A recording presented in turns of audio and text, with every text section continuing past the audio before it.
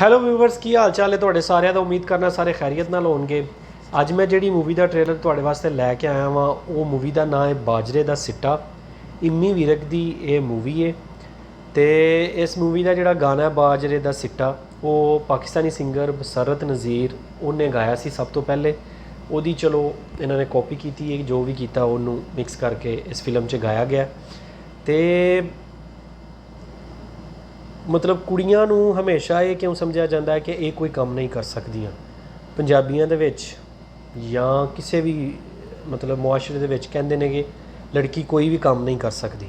ਠੀਕ ਹੈ, ਲੜਕਾ ਚਾਹੇ ਜੋ ਮਰਜ਼ੀ ਕਰ ਲਵੇ, ਲੜਕੀ ਕੋਈ ਕੰਮ ਨਹੀਂ ਕਰ ਸਕਦੀ। ਇਹ ਮੂਵੀ ਵੀ ਇਹਦੇ ਮੁਤਲਕ ਹੈ ਕਿ ਲੜਕੀ ਸਿੰਗਰ ਬਣਨਾ ਚਾਹੁੰਦੀ ਹੈ ਜਾਂ ਉਹਦੀ ਆਵਾਜ਼ ਅੱਛੀ ਹੁੰਦੀ ਹੈ, ਉਹਨੂੰ ਜਿਹੜਾ ਹੈ ਕਿ ਉਹਦੇ ਘਰ ਵਾਲੇ ਜਾਂ ਉਹਦਾ ਹਸਬੈਂਡ ਮਤਲਬ ਸ਼ਾਦੀ ਕਰ ਦਿੰਦੇ ਨੇ ਕਿ ਭਾਈ।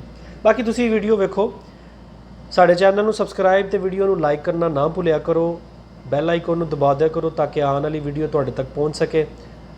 ਅਸੀਂ ਵੀਡੀਓ ਸਟਾਰਟ ਕਰਨੇ ਆ, ਲੈਟਸ ਵਾਚ। ਨਿੱਕੇ ਨਿੱਕੇ ਟਿੰਗਰੇ ਸੰਦੂਕ ਖਿੱਚੀ ਜਾਂਦੇ ਨੇ। ਰਾਜਾ ਪੁੱਛੇ ਰਾਣੀ ਨੂੰ, ਇਹ ਕੀ ਜਨੌਰ ਜਾਂਦੇ ਨੇ।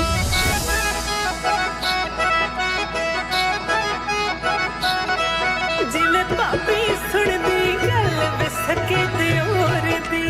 बेटा जी ये गाना तुसी गा रहे सी? ਪਿਓਰ ਪਿੰਡ ਦਾ ਮਾਹੌਲ ਵਿਖਾਇਆ ਰੂਪ ਗਿਆ ਤੇ ਜੀ ਇਹਦੇ ਪਸੰਦ ਵਿੱਚ। ਗਾ ਰਹੀਆਂ ਸੀ।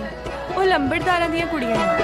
ਮੇਰੇ ਵਾਲਾ ਵਿੱਚ ਲਾਚੀ ਵੇ ਗਲੀ ਲਾਹੌਰ ਲੰਬੜਾਂ ਦੀਆਂ ਕੁੜੀਆਂ ਨੇ ਤੇ ਲੰਬੜਦਾਰਾਂ जे ਦੀਆਂ साडे ਕੁੜੀਆਂ अगले ਗਾਣਾ रिकॉर्ड ਗਾਉਂਦੀਆਂ दे विच ये बच्चियां एक गीत गा देन। ਹਾਂ ਗੱਲਾਂ ਪਿੰਡਾਂ 'ਚ ਕਰਨ ਵਾਲੀਆਂ ਹੈ ਨਹੀਂ। ਤੁਸੀਂ ਐਂ ਦੱਸੋ ਰੋਟੀ ਸਾਗ ਨਾਲ ਖਾਓਗੇ ਕਿ ਗਾਜਰਾਂ ਬਣਾਓਗੇ? ਤੇਰੀ ਸੀਨ ਮੇਲ ਦੇ।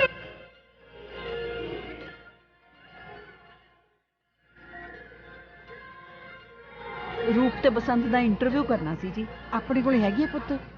ਪਤਾ ਨਹੀਂ ਬੇਬੇ, ਤੁਹਾਨੂੰ ਕਿੱਦਾਂ ਦਾ ਮਹਿਸੂਸ ਹੁੰਦਾ ਹੈ ਕਿ ਤੁਸੀਂ ਆਪਣੇ ਮੌਸੀਕੀ ਦੇ ਸਫ਼ਰ ਦਾ ਆਗਾਜ਼ ਕੀਤਾ ਹੈ? ਅਸੀਂ ਤਾਂ ਕੁਝ ਨਹੀਂ ਕੀਤਾ ਜੀ। ਉਹਨਾਂ ਦੀ ਆਵਾਜ਼ ਕੀ ਲੋੜ original ਸੀ ਹੈ, ਕੁੜੀਆਂ ਨੂੰ ਉਹਨਾਂ ਕੀ ਗਵਾਉਣ ਕਰਨਾ ਦੀ? ਹੈ ਕੋਈ ਘਾਟਾ ਤੁਹਾਡੇ? ਪੈਸੇ ਦੀ ਘਾਟ ਸੀ ਤਾਂ ਸਾਤੋਂ ਮੰਗ ਲੈਂਦੇ। ਲੋਕੀ ਵੀ ਨਹੀਂ ਜੀਣ ਦਿੰਦੇ ਨਾ।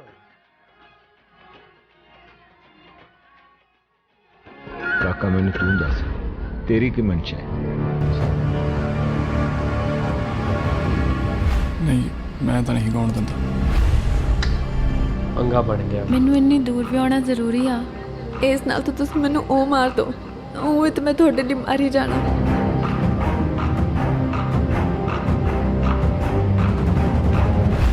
ਗਾਉਣ ਦਾ ਸ਼ੌਕ ਜਵਾਕਾਂ 'ਚ ਹੁੰਦਾ ਹੈ। ਮੇਰੀ ਬੀਬੀ ਤਾਂ ਕੁੱਟਦੀ ਹੁੰਦੀ ਸੀ ਜਦੋਂ ਮੈਂ ਗਾਉਂਦੀ ਸੀ। ਫਿਰ ਕੁੱਟ ਖਾ ਕੇ ਸ਼ੌਂਕ ਮਰ ਜਾਂਦਾ ਹੁੰਦਾ। ਇਹਦੀ ਕਿਹੜਾ ਲੋੜ ਆਪਾਂ ਨੂੰ ਹੁਣ? ਤਾਰਿਆਂ ਤੋਂ ਪੁੱਛ ਛਨਵੇ ਸਾਰੀ ਰਾਤ ਤੇਰਾ ਤੱਕਨੀਆ ਤੱਕਿਆ ਮੇਰਾ ਤਾਰਿਆਂ ਤੋਂ ਤਾਰਿਆਂ ਤੋਂ ਪੁੱਛੇ ਜਾਂਦੇ। ਤੈਨੂੰ ਇੱਕ ਕਰਕੇ ਤਾਂ ਸਮਝ ਨਹੀਂ ਆਉਂਦੀ। ਸਾਰਾ ਡੂੜ ਸੋਰੀ ਸਮਝਾ, ਨਹੀਂ ਗਾਉਣਾ ਨਹੀਂ ਗਾਉਣਾ। ਜੇ ਅੱਜ ਤੋਂ ਬਾਅਦ ਤੂੰ ਮੈਨੂੰ ਗਾਉਂਦੀ ਸੁਣ ਗਈ ਨਾ, ਉਸ ਵੇਲੇ ਚੱਕ ਕੇ ਪੇਕੇ ਛੱਡਿਆਉਂਗਾ। ਆਮ ਜਾ ਕੇ ਹੁਣ ਨਹੀਂ ਗਾਉਂਦੀ। ਸਾਰੇ ਪਹਾੜ ਦੀ ਜੜ ਤਾਂ ਇੱਕ ਗ੍ਰਾਮੋਫੋਨ ਹੈ।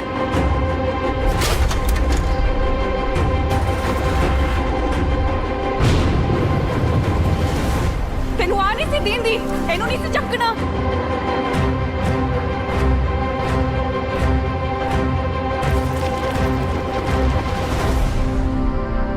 ਬੇ ਬਜੀਤ ਕੀ ਵਾਲੀ ਕੁੜੀ ਤਾਂ ਫੇਰ ਕੁੜੀ ਹੋ ਗਈ। हाँ जी ताई, ਭਾਈ ਬਾਲਾ ਹੀ ਮਾਣਾ ਹੋਇਆ। ਪਰ ਤੇਰੀ ਬੇਬੇ ਨੇ ਕਦੇ ਹੁਣ ਗੇੜਾ ਹੀ ਨਹੀਂ ਮਾਰਿਆ।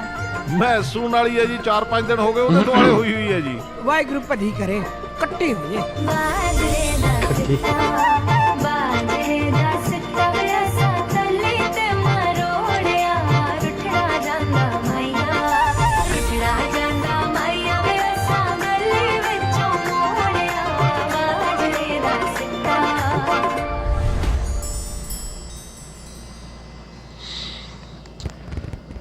ਜੀ ਗਾਇਜ਼, ਮੈਨੂੰ ਤੇ ਟ੍ਰੇਲਰ ਵੇਖ ਕੇ ਹੀ ਸਮਝ ਆਇਆ ਹੈ ਕਿ ਮੱਝਾਂ ਕੋਲੋਂ ਕਟੀਆਂ ਤੇ ਜ਼ਨਾਨੀਆਂ ਕੋਲੋਂ ਮੁੰਡੇ ਭਾਲਦੇ ਨੇ ਲੋਕ ਅੱਜ ਕੱਲ੍ਹ ਦੇ ਜਿਹੜੇ ਨੇ।